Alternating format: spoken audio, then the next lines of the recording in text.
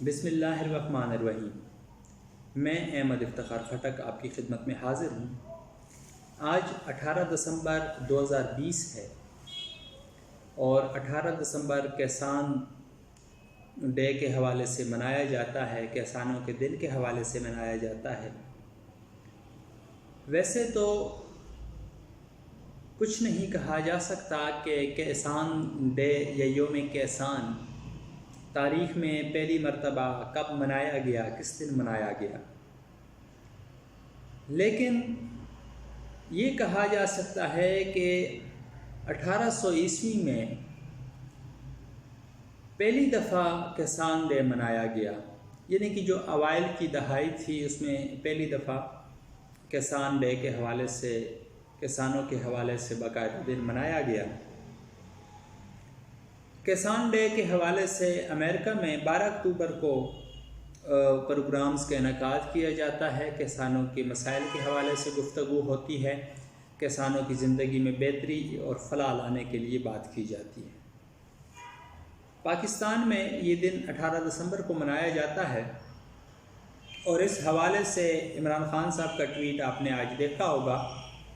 جس میں انہوں نے کہا کہ یوم کسان کے موقع پر میں چھوٹے کاشتکاروں کی پیداوار بڑھانے، انہیں ان کی اجناس کے جائز دام دلوانے اور منڈیوں تک ان کی رسائی بڑھانے کے حوالے سے اپنی حکومت کے عزم کا اعادہ کرتا ہوں۔ ہم احساس پروگرام کے ذریعے کسانوں کو صحت انصاف کارڈ اور ان کے بچوں کے لیے تعلیمی وظائف کی فراہمی بھی یقینی بنا رہے ہیں۔ تو یہ ٹویٹ بہت خوش آئند ہے، جس میں کسانوں کی منڈیوں تک رسائی، ان کے جو پروڈکٹس ہیں، ان کی جو اجناس ہیں، اس کے حوالے سے مناسب دام دلوانے کا عزم، ان کی صحت کے حوالے سے انصاف کارڈ کی فراہمی اور ان کے بچوں کے بہتر مستقبل کے لیے تعلیمی وظائف کا اعادہ کرنا، تعلیمی وظائف کے عزم کا اعادہ کرنا بہت خوش آئند ہے۔ اگر دیکھا جائے تو پاکستان میں جو پاکستان کی جی ڈی پی ہے اس میں 21% حصہ کسانوں کا ہے، زراعت کا ہے، اور زراعت سے جتنے محنت کش جڑے ہوئے ہیں ان کی تعداد تقریباً 45% ہے۔ اسی طرح گندم کی پیداوار کے حساب سے اگر دیکھا جائے تو پاکستان میں 28.85 من فی ایکڑ گندم کی پیداوار دیکھی جا رہی ہے، اور اسی طرح انڈیا میں اس کی پیداوار 34.11% ہے اور چائنا میں 54.84 یعنی کہ 54.84% ہے۔ کسانوں کی یا زراعت کی تاریخ کے حوالے سے اگر دیکھا جائے تو اس کی تاریخ 10,000 سال سے پرانی ہے۔ اگر ہم یہ کہیں کہ کسان ہماری یا زراعت ہمارے جو انسانی تاریخ ہے اس کا سب سے قدیم شعبہ ہے، قدیم پروفیشن ہے، تو اس میں کوئی بھی دو رائے نہیں ہوگی۔ یہاں پر پاکستان کے حوالے سے اگر ہم دیکھیں تو دو اہم چیزیں ہمارے سامنے آتی ہیں یا دیکھنے میں آتی ہیں کہ کاشتکاروں کے لیے کن کن مسائل کا سامنا ہے۔ اس حوالے سے اگر دیکھا جائے تو کاشتکاری کے لیے دستیاب زمین جو ہے اس کی صورتحال کچھ بہتر نہیں ہے۔ جن کاشتکاروں کے پاس زمین زیادہ ہے ان کے پاس زیادہ تر زمین بنجر پڑی ہوئی ہے جس پر کاشتکاری نہیں ہو سکتی، اور جن کاشتکاروں کے پاس زمین کم ہے تو ان کے کندھوں پر خاندان کے زیادہ افراد کا بوجھ ہے، یعنی کہ بڑھتی ہوئی آبادی جو ہے یہ ایک اہم مسئلہ ہے، اور بڑھتی ہوئی آبادی کی ضروریات کی غذائی ضروریات کو پورا کرنے کے لیے زراعت کے شعبے کو بہتر کرنا اور اس کے لیے بہترین ماحول فراہم کرنا نہایت ضروری ہے۔ اس کے بعد جو مین چیز ہے پاکستان کے لیے جو ضروری ہے، پاکستانی کسان کے لیے جو بہت اہم ہے، وہ ہے جدید ٹیکنالوجی کا استعمال، جدید جو زراعت میں انوینشن ہوئی ہیں، جدید مشینری آئی ہے، اس کے حوالے سے آگاہی، اس کا استعمال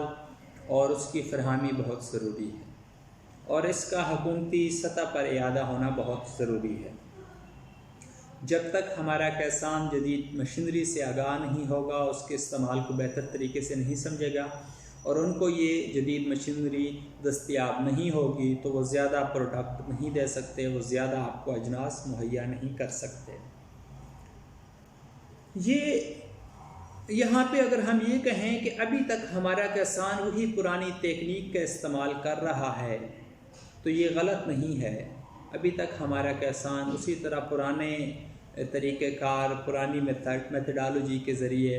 اجناس کی پیداوار کی طرف توجہ دے رہا ہے۔ اس حوالے سے کچھ اداروں نے کام کیا، جیسے فاطمہ گروپ ہے، انہوں نے کسانوں کی محنت اور کاوشیں اجاگر کرنے کے لیے کافی سارے اقدامات اٹھائے ہیں۔ اسی طرح اگر ہم فرٹیلائزر کو دیکھیں تو ان کا بھی بہت کام ہے، اس حوالے سے وہ بھی کسانوں کے لیے بہترین جو صلاحیتیں ہیں اس میں بہتری لانے کے لیے کام کر رہے ہیں۔ یہ ایک اوورآل تجزیہ ہے اور ہم اس گفتگو کو اس کے ساتھ اختتام کی طرف لے کے جائیں گے کہ ایک ملک جس کی شناخت ہی زرعی ملک کی حیثیت سے ہو، اگر وہاں کا کسان خوشحال نہیں ہے تو وہ ملک ترقی نہیں کر سکتا۔ ہماری جی ڈی پی کا انحصار، ہماری ترقی کا انحصار کسانوں پر ہے اور اس کے لیے ہمیں بھرپور ٹیکنالوجی، جدید مشینری کا ہونا ہمارے لیے بہت ضروری ہے، اس سے آگاہی بہت ضروری ہے۔ بہترین کھادیں، بہترین بیج کا جو مہیا کیا جانا ہے یہ حکومت کی طرف سے پریارٹی بیسس پہ ہونا چاہیے، ان کو لازمی طور پر اس کے حوالے سے کام کرنا چاہیے تاکہ ہم اپنی زراعت کو بہتر کر سکیں، اپنی ملک کی ترقی میں ہمارے کسانوں کا حصہ پوری طرح ہم اس کا استفادہ کر سکیں، کسانوں کو پوری طرح سے اپنے ملک کی ترقی کے دھارے میں شامل کر سکیں۔ اس کے ساتھ تھوڑا سا میں انڈیا کی جو آج کل کی صورتحال ہے کسانوں کے حوالے سے اس پر بھی بات کرتا چلوں کہ ہم جو ٹی وی ہے، جو خبریں ہیں، نیوز ہیں، وہاں پہ دیکھ رہے ہیں کہ انڈیا کا کسان احتجاج کر رہا ہے اور دلی کے دروازے پر اس وقت انڈیا کا کسان کھڑا ہے۔ جو گورنمنٹ ہے یا جو گودی میڈیا ہے انڈیا کا، وہ اس کو ٹکڑے ٹکڑے گینگ کی شکل دے رہا ہے یا مختلف شکلوں میں اس کو بیان کر رہا ہے۔ وہ جو بھی ہے وہ ان کی سیاست ہے، جو بھی معاملات ہیں، لیکن اگر دیکھا جائے تو کسان جس حساب سے وہاں پہ خودکشی کر رہے ہیں، جتنے مسائل کا شکار ہیں، تو ہمیں بھی چاہیے اور انڈیا کے جو لوگ باشعور لوگ ہیں انہیں چاہیے کہ وہ کسانوں کی حالت زار پر نظر کریں اور ان کی بہتری کے لیے کام کریں۔ یہ نہایت ضروری ہے۔ جب تک ہمارے ارد گرد کے ممالک، ہمارے پڑوسی ممالک خوشحال نہیں ہوں گے، ہم خوشحال نہیں ہوں گے تو ایک بہتر ایشیا کی ہم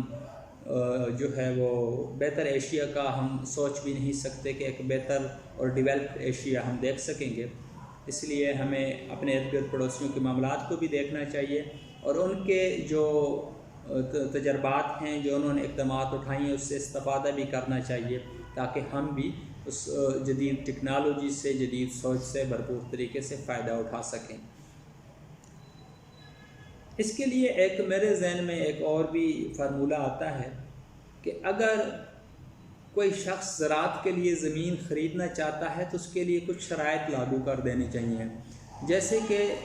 جو شخص زراعت سے کبھی وابستہ نہیں رہا، نہ اس کے آباء و اجداد کا پیشہ رہا ہے، اگر وہ زرعی زمین خریدنا چاہتا ہے تو اس کے لیے کوئی ایسی لیجسلیشن ہو کہ وہ اس سے پہلے زراعت کے حوالے سے کوئی ڈگری کرے، کوئی ڈپلومہ کرے تاکہ اسے زراعت کے حوالے سے آگاہی ہو اور اس کے بعد وہ زمین خریدے۔ دوسرا، زمین کی بہترین تقسیم کے لیے بھی کوئی فارمولہ ہونا چاہیے کہ ایک شخص جو ہے وہ اتنے ایکڑ سے زیادہ زمین نہیں رکھ سکتا، تاکہ جتنے بھی کسان ہیں وہ بھرپور طریقے سے زراعت پر توجہ دے سکیں اور ملک جو ہے وہ ترقی کی راہوں پر گامزن ہو سکے۔ انشاءاللہ ہم نیکسٹ کسی نئی ویڈیو کے ساتھ، کسی نئے موضوع کے ساتھ ملیں گے۔ اس وقت تک کے لیے اجازت چاہوں گا۔ اللہ حافظ۔